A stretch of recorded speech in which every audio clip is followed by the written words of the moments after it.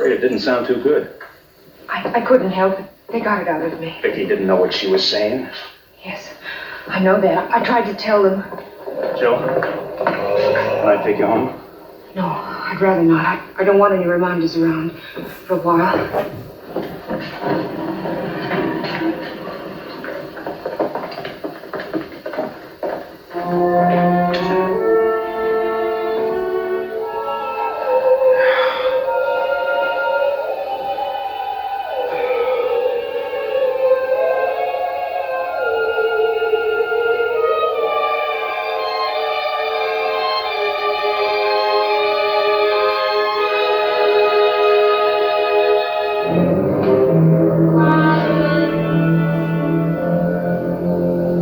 What do you want?